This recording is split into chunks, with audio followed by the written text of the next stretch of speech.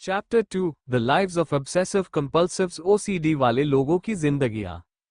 Chapter 1 में किताब ने हमें ओसीडी का बेसिक मैकेनिज्म समझाया था, ऑब्सेशन, एंजाइटी, कंपल्शन और टेम्पररी रिलीफ का चक्र। अब चैप्टर 2 में लेखक एक कदम आगे जाते हैं। वे कहते हैं कि केवल डेफिनेशंस पढ़ने से ओसीडी को पूरी तरह समझना मुश्किल है, इसलिए अब वे अलग अलग लोगों की वास्तविक जीवन जैसी कहानियों के माध्यम से 7 प्रमुख ओसीडी पैटर्न्स को दिखाएंगे। उद्देश्य ये समझना है कि कोई सिम्टम जीवन में कैसे विकसित होता है, कैसे फैलता है और किस तरह व्यक्ति की रोजमर्रा की जिंदगी को नियंत्रित करने लगता है। 1. वॉशेस और क्लीनर्स, सफाई और कंटामिनेशन। लिबी की कहानी। लिबी की समस्या एक हैमस्टर की मृत्यु से शुरू हुई। उसके मन में विचार आया, शायद इसे रेबीज थी। फिर अगला विचार, अगर इसे रेबीज थी तो जिन लोगों ने इसे छुआ होगा उन्हें भी रेबीज हो सकती है। धीरे धीरे उसका दिमाग उस पूरे कमरे को कंटामिनेटेड मानने लगा। उसने कमरे को बंद कर दिया और किसी को उसमें जाने नहीं दिया। कुछ समय तक इससे उसे राहत मिली, लेकिन बाद में फायरप्लेस में एक मरा हुआ स्क्विरल मिला और उसने निष्कर्ष निकाला कि उसे भी रेबीज थी। अब लिविंग रूम भी कंटामिनेटेड हो गया। फिर डर और फैलता गया। जानवर, जंगल, पार्क, बगीचे, बिल्ली, बाहर की दुनिया। उसे डर था कि बिल्ली बाहर किसी स्क्विरल के संपर्क में आई होगी और फिर बीमारी घर तक आ जाएगी। आखिरकार उसे अपनी बिल्ली तक देनी पड़ी। बाहर निकलते समय वो गर्मियों में भी पैंटीहोज और शूज पहनती ताकि कोई स्क्रैच उसके शरीर में जर्म्स न पहुंचा दे। बाद में उसकी मां को कैंसर हुआ और लिबी को डर लगा कि मां के संपर्क से उसे कैंसर हो सकता है। मां की मृत्यु के बाद उसने वे कपड़े फेंक दिए जिन्हें उसने मां की देखभाल करते समय पहना था। मां से मिली वस्तुओं को भी कंटामिनेटेड मानने लगी। कुछ कीमती वस्तुएं फेंकने के बजाय बेसमेंट में अलग रख दी। फिर एड्स का डर आया। उसने दुकानों और हेयरड्रेसर तक को अनसेफ मानना शुरू कर दिया। घर लौटने पर उसके शावर्स 1 से 1.5 घंटे तक चलते और शरीर को बहुत विस्तार से स्क्रब करना पड़ता। यहां हम देखते हैं कि कंटामिनेशन फियर कैसे एक चीज से दूसरी चीज में फैल सकता है। लेकिन कहानी का सबसे महत्वपूर्ण हिस्सा अंत में आता है। ट्रीटमेंट के बाद लिबी के तीनों प्रमुख कंटामिनेशन फियर्स पर काम किया गया और किताब के अनुसार वह सिम्टम्स से मुक्त हो गई।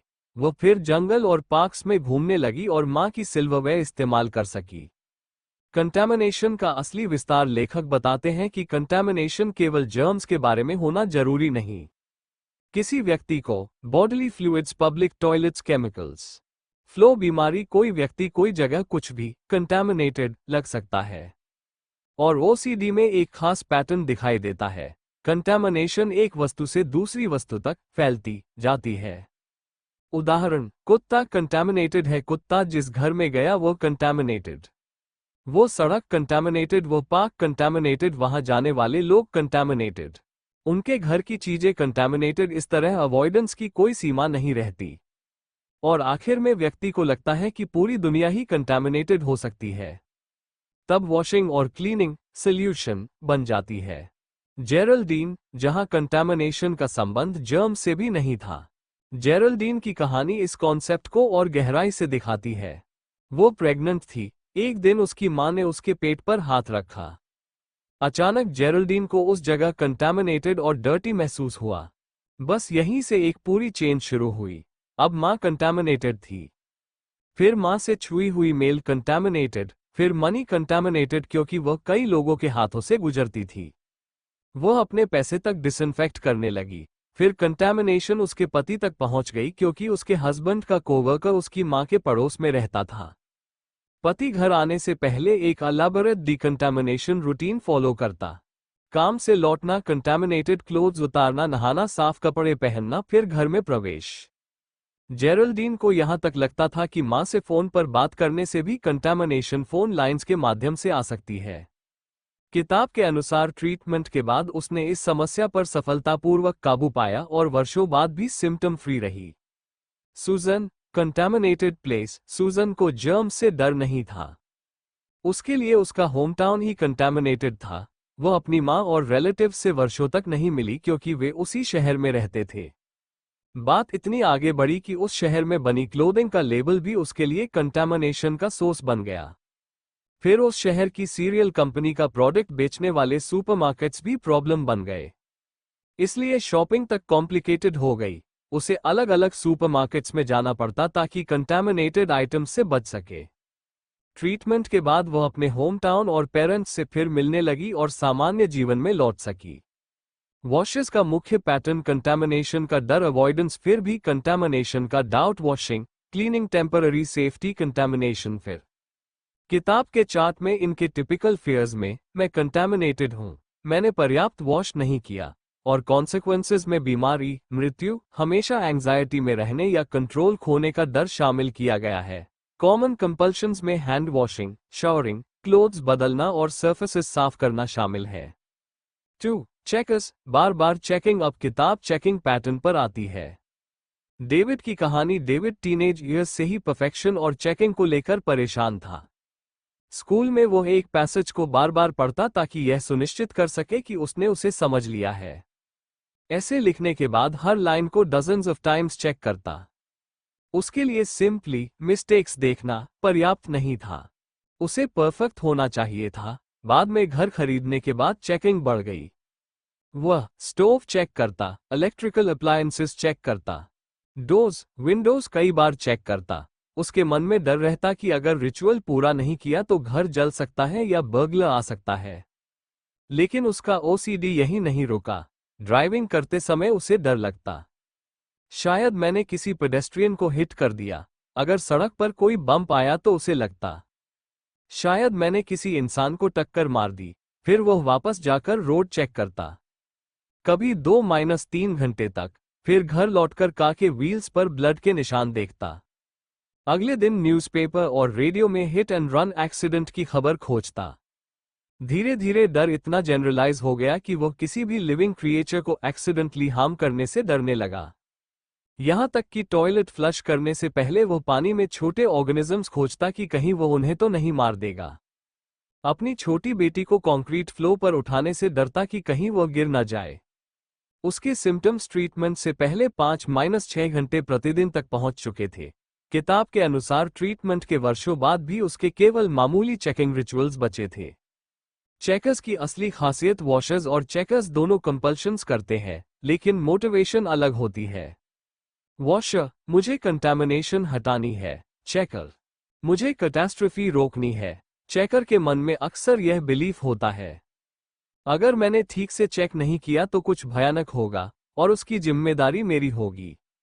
ये फिजिकल डिजास्टर हो सकता है, फायर, बर्गलरी, एक्सीडेंट, या इमोशनल डिजास्टर, क्रिटिसिज्म, ह्यूमिलिएशन, मैं फ्रॉड साबित हो जाऊंगा, लोगों की नजरों में गिर जाना। रिचर्ड का उदाहरण इसी इमोशनल चेकिंग को दिखाता है। वो चेक पर सिग्नेचर करने के बाद बार बार उसे चेक करता और एनवेलप सील करने के बाद भी खोलकर फिर वेरीफाई करता। इस कारण बिल्स तक महीनों डिले हो जाते थे। चेकिंग में असली समस्या, क्या मैंने सच में चेक किया? किताब एक महत्वपूर्ण ऑब्जर्वेशन देती है। बार बार चेकिंग देखकर ऐसा लग सकता है कि व्यक्ति की मेमोरी खराब है, लेकिन ऑथर्स के अनुसार समस्या सामान्य मेमोरी डेफिसिट नहीं होती। समस्या यह है कि चेकिंग के दौरान एंजाइटी इतनी बढ़ जाती है कि व्यक्ति अपनी मेमोरी पर भरोसा नहीं कर पाता। यानी check doubt, check temporary certainty, फिर डाउट, और यह डाउट व्यक्ति को फिर से चेकिंग की ओर धकेलता है।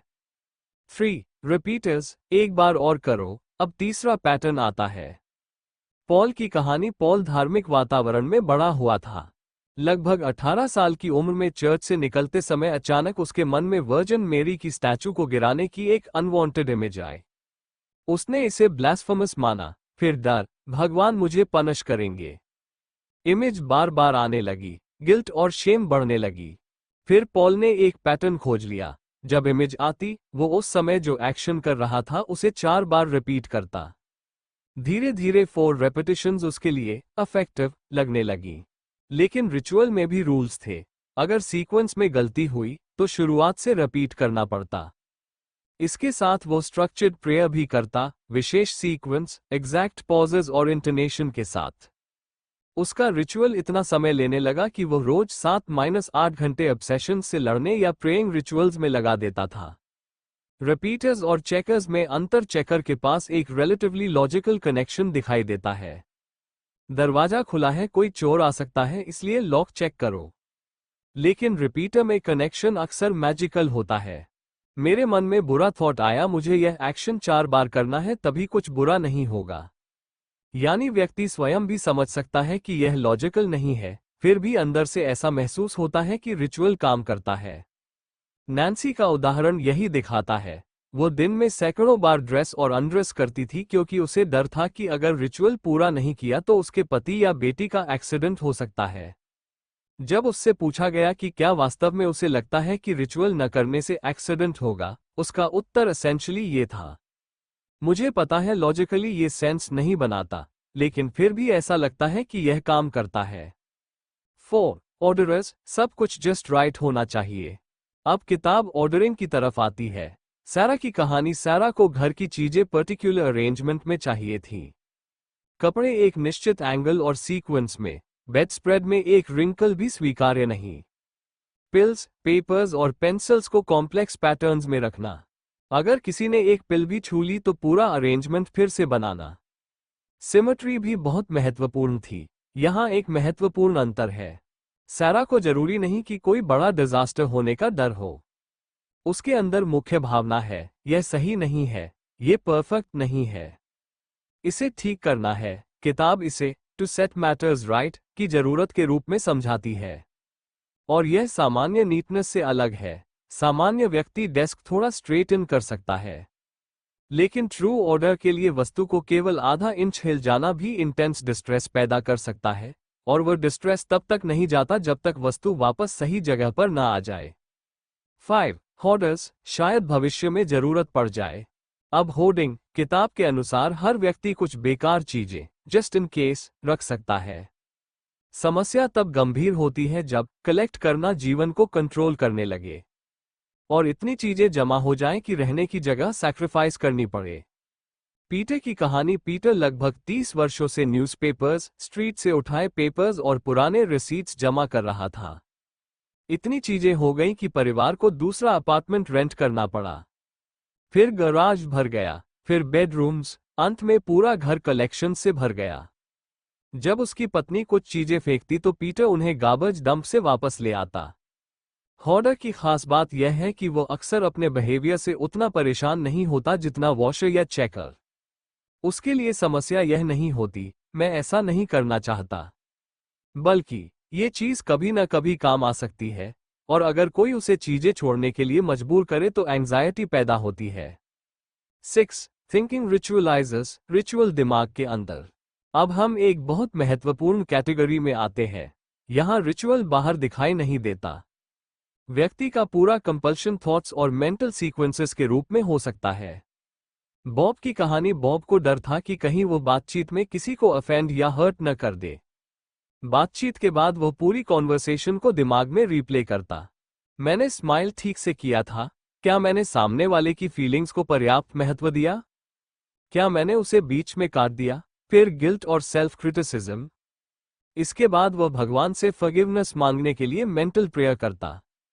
धीरे धीरे प्रेयर इटसेल्फ एक रिजिड रिचुअल बन गई। Specific order, exact tone, exact emphasis, precise pauses. अगर मेंटल सीक्वेंस में कोई मिस्टेक हुई तो उसे पूरा रिचुअल फिर से शुरू करना पड़ता।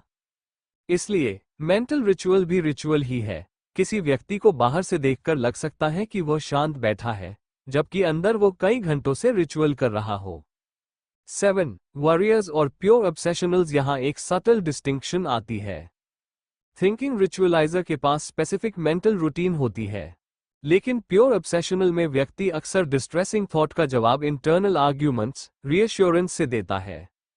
डॉन का उदाहरण। डॉन युद्ध की एक पुरानी घटना को लेकर ऑब्सेस करता था। पहली आवाज, तुम अपने दोस्त को बचा सकते थे। फिर वो घटना को बार बार मेंटली रिप्ले करता। फिर दूसरी आवाज आती, नहीं, तुमने उस समय जितना कर सकते थे उतना किया। कुछ समय राहत। फिर पहली आवाज, नहीं, तुम और कर सकते थे। फिर दूसरी आवाज रीअश्योरेंस देती, और यह इंटरनल डिबेट घंटों चल सकती थी। लेखक के अनुसार यहां भी ओसीडी का वही बेसिक डायनामिक मौजूद है। Distressing thought, reassurance thought, temporary relief, distressing thought वापस। बस यहां रिचुअल बाहर नहीं दिखाई देता। 8. Harm obsessions. अगर मैं सच में ऐसा कर दूं तो। अब किताब एक बहुत सेंसिटिव ओसीडी थीम का उदाहरण देती है, अनवांटेड हार्म थॉट्स। जोल की कहानी। जोल अपनी छोटी बेटी के साथ घर पर था। बच्ची को क्रिप में देखते समय उसके मन में अचानक एक हॉरिफाइंग इंपल्स आया। अगर मैं अपनी बेटी को मार दूं तो यह इंपल्स उसे इतना डराता है कि उसका शरीर एंग्जायटी से रिएक्ट करता है। फिर उसके मन में विचार आता, अगर मैं इस थॉट को आने देता रहा तो कहीं मैं सच में कंट्रोल न खो दूं। इसलिए वो थॉट को रोकने की कोशिश करता है। लेकिन चैप्टर 1 का पैराडॉक्स यहां फिर सामने आता है। जितना वो थॉट को हटाने की कोशिश करता है उतना ही थॉट वापस आता है। मेरी बेटी को मारने के बारे में मत सोचो, और दिमाग उसी थॉट को फिर सामने ले आता है। बाद में मर्डर से जुड़ी एक न्यूज स्टोरी ने उसके डर को और बढ़ा दिया। हर मर्डर स्टोरी उसे अपने बारे में प्रूफ जैसी लगने लगी। उसके सिम्टम्स बढ़ते गए और बाद में उसे खुद को हार्म करने के इंपल्सेस भी आने लगे। लेकिन ट्रीटमेंट में टर्निंग पॉइंट क्या था? जोल ने इन इंपल्सेस को पुश अवे करने के बजाय एक्सेप्ट करना सीखना शुरू किया। यानी थॉट इंपल्स को सप्रेस करने की कोशिश कम करना। किताब कहती है कि इसी से पैराडॉक्सिकल इफेक्ट उल्टना शुरू हुआ। इस प्रोसेस को आगे चैप्टर 4 में विस्तार से समझाया जाएगा। पूरे चैप्टर 2 का सार। चैप्टर 2 का उद्देश्य ये दिखाना है कि ओसीडी का कंटेंट अलग अलग हो सकता है, लेकिन उसके पीछे कई बार एक समान पैटर्न काम करता है। पैटर्न मुख्य डर, असुविधा, ritual, washer contamination. Washing, cleaning, checker, catastrophe, responsibility. Checking, repeater, bad thought, कुछ बुरा हो जाएगा, रिपीटिंग। ऑर्डर, जस्ट राइट, नहीं लग रहा, अरेंजिंग ऑर्डर, शायद बाद में जरूरत पड़े, collecting, thinking, ritualiser. Distressing thought, mental ritual, pure obsessional, worrier. Distressing thought, doubt, internal reassurance, arguments. किताब इन सभी पैटर्न्स में एक कॉमन मैकेनिज्म दिखाती है। डिस्ट्रेस, उससे छुटकारा पाने की कोशिश, टेम्पररी रिलीफ, वही पैटर्न मजबूत होना। और चैप्टर 2 की सबसे महत्वपूर्ण बात शायद यही है। ओसीडी का चेहरा अलग अलग हो सकता है, लेकिन उसके पीछे चलने वाला चक्र बहुत हद तक समान हो सकता है। अगला chapter 3, preparing for your self help program, इससे भी ज्यादा प्रैक्टिकल है। इसमें किताब व्यक्ति को अपने ओसीडी को 3 हिस्सों में तोड़कर पहचानना, ट्रिगर्स की 0-100 डिस्ट्रेस हायरार्की बनाना, ऑब्सेशंस, फियर्ड कॉन्सिक्वेंसेस, अवॉइडेंस और कंपल्शंस को लिखना, और अंत में ये तय करना सिखाती है कि सेल्फ हेल्प पर्याप्त है या प्रोफेशनल हेल्प की जरूरत है।